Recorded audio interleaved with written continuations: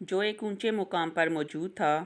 حضرت نوح نے اپنے مشرک بیٹے یام، جس کا لقب کنان تھا، کو آواز دی کہ آؤ، آپ بھی ہمارے دین میں شامل ہو کر ہمارے ساتھ کشتی میں سوار ہو جاؤ۔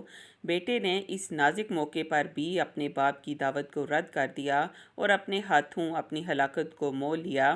فرمان الہی ہے، اور نوح نے اپنے بیٹے کو پکارا جو ان سے دور کچھ فاصلے پر الگ تھلگ تھا، اے میرے بیٹے، ہمارے ساتھ سوار ہو جاؤ اور کفار کے ساتھ نہ رہ جاؤ۔ اس نے جواب دیا کہ میں کسی بڑے پہاڑ کی طرف پناہ لے لوں گا، وہ مجھے پانی سے بچا لے گا۔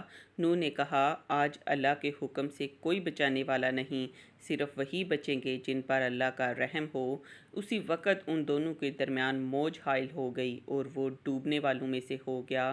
حضرت نوح نے اپنے مشرک بیٹے کو کشتی پر سوار کرنا چاہا، لیکن اس نے انکار کر دیا۔ پھر آپ نے اپنی آنکھوں سے اسے موجوں میں ڈوبتے ہوئے دیکھا تو اللہ تعالیٰ سے اسے بچانے کی درخواست کی، جس پر اللہ تعالیٰ نے ناراضگی کا اظہار فرمایا، اس لیے کہ اللہ تعالیٰ کے نزدیک شرک بہت بڑا گناہ ہے۔ فرمان الہی ہے، نوح نے اپنے رب کو پکارتے ہوئے کہا، اے میرے رب، میرا بیٹا تو میرے گھر والوں میں سے ہے، یقیناً آپ کا وعدہ بالکل سچا ہے اور آپ تمام حاکموں سے بہتر حاکم ہیں۔ اللہ نے فرمایا، اے نوح، یقیناً وہ آپ کے خاندان میں سے نہیں، اس کے اعمال اچھے نہیں۔ آپ کو مجھ سے وہ چیز نہیں مانگنی چاہیے جس کا آپ کو علم نہ ہو۔ میں آپ کو نصیحت کرتا ہوں کہ آپ جاہلوں میں شامل نہ ہوں۔ نوح نے کہا، اے رب، میں آپ کی پناہ چاہتا ہوں اس بات سے کہ آپ سے وہ چیز مانگوں جس کا مجھے علم ہی نہ ہو۔ اگر آپ مجھے نہیں بخشیں گے اور مجھ پر رحم نہیں فرمائیں گے تو میں خسارہ پانے والوں میں سے ہو جاؤں گا۔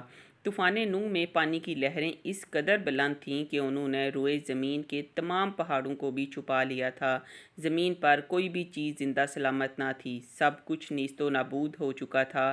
صرف حضرت نوح کی پہاڑ نما کشتی تھی جو اللہ کی مدد سے پانی کی بلند و بالا، بپھری اور خوفناک موجوں میں تیرتی پھر رہی تھی۔ حضرت ابن عباس رضی اللہ سے روایت ہے کہ کشتی میں 80 اشخاص تھے اور ہر ایک کے ساتھ ان کا کنبہ بھی تھا، اور یہ لوگ کشتی میں تقریباً 150 دن تک رہے، اور اللہ تعالیٰ نے کشتی کا رخ مکہ مکرمہ کی طرف پھیر دیا تھا۔ کشتی 40 دن بیت اللہ کے گرد چکر لگاتی رہی، اس کے بعد اس کا رخ جبل جودہ کی طرف پھیر دیا گیا جہاں وہ ٹھہر گئی۔ پھر حضرت نوح نے اہل زمین کی خبر لینے کے لیے ایک کوے کو بھیجا۔ کوے نے زمین پر مردار دیکھے تو ان پر جھپٹ پڑا اور تحریر کی، جس کی وجہ سے کبوتر کو بھیجا۔ کبوتر ایک زیتون کے پتے کو لے کر آیا اور اس کے پاؤں کیچڑ میں لتھڑے ہوئے تھے، جس کو دیکھ کر حضرت نوح نے اندازہ لگایا کہ زمین خشک ہو چکی ہے۔ حضرت نوح جودہ پہاڑ سے زمین پر اتر آئے اور ایک بستی تعمیر کی جس کا نام سمانین رکھا۔ اسی دوران ایک مرتبہ صبح کو اٹھے تو ہر آدمی کی زبان بدل چکی تھی، لوگ ایک دوسرے کی زبان نہیں سمجھ پا رہے تھے، تو حضرت نوح ہر ایک کی ترجمانی فرماتے تھے۔ حضرت قتادہ وغیرہ فرماتے ہیں کہ قوم نوح کے یہ افراد محرم الحرام کی 10ویں تاریخ کو کشتی سے باہر آئے۔ حضرت نوح کا قصہ قصص القرآن کے نہایت ایمان افروز واقعات میں سے ایک ہے، جس کی تفصیل سورہ نوح کے علاوہ قرآن پاک کی اور بھی بہت سی صورتوں میں موجود ہے۔ نیز دیگر صورتوں میں بھی حضرت نوح کا ذکر ہے۔ سورہ نوح 28 آیات پر مشتمل ہے۔ یہ اسلام کے ابتدائی دور میں نازل ہونے والی صورتوں میں شامل ہے۔ یہ اس دور میں نازل ہوئی کہ جب کفار مکہ کی مخالفت شدت اختیار کر چکی تھی، مسلمانوں پر ظلم و ستم کے پہاڑ توڑے جا رہے تھے۔ چنانچہ اللہ تعالیٰ نے اس سورہ مبارکہ کو نازل فرما کر ایک طرح سے کفار مکہ کو متنبہ فرمایا کہ اگر وہ راہ راست پر نہ آئے تو ان کا انجام بھی وہی ہو سکتا ہے جو قوم نوح کا ہوا۔ اللہ تعالیٰ نے قوم نوح کو اس کی نافرمانیوں کے سبب طوفان باد و باران کے ذریعے غرق کر دیا تھا۔ کوئی جاندار شے باقی نہیں بچی، کشتی میں موجود افراد اور جانوروں کے سوا ہر چیز نیست و نابود ہو چکی تھی۔ پھر اللہ تعالیٰ کے حکم سے آسمان تھم گیا اور پانی خشک ہو گیا۔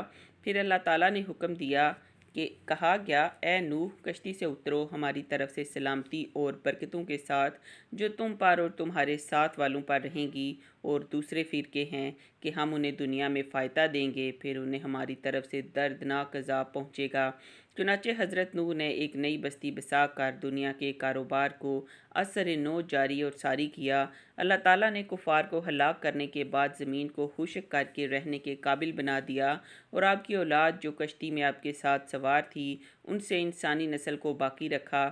سام کی نسل سے عربی، فارسی اور رومی وجود میں آئے، یافس کی نسل سے ترک، ثقالبہ اور یاجوج ماجوج پیدا ہوئے اور حام کی نسل سے قبطی، سوڈانی اور بربر اقوام وجود میں آئیں۔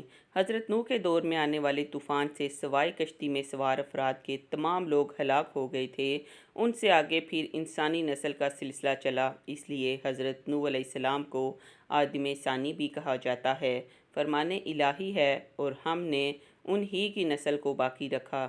رسول اللہ صلی اللہ علیہ وآلہ وسلم نے فرمایا، جب نوح علیہ السلام کی وفات کا وقت قریب آیا تو انہوں نے اپنے بیٹے کو وصیت فرمائی کہ میں تجھے 2 کاموں کا حکم دیتا ہوں اور 2 کاموں سے روکتا ہوں۔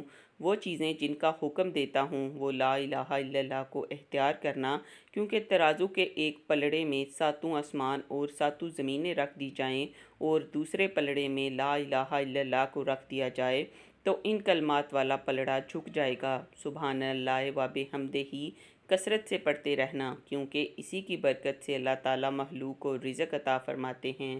اور وہ چیزیں جن سے منع فرمایا، میں تمہیں اللہ کا شریک ٹھہرانے سے منع کرتا ہوں، تمہیں تکبر کرنے سے روکتا ہوں۔ عبداللہ بن عمر رضی اللہ نے عرض کیا، اے اللہ کے رسول صلی اللہ علیہ وآلہ وسلم، شرک سے تو ہم واقف ہیں، لیکن تکبر کا کیا مطلب ہے؟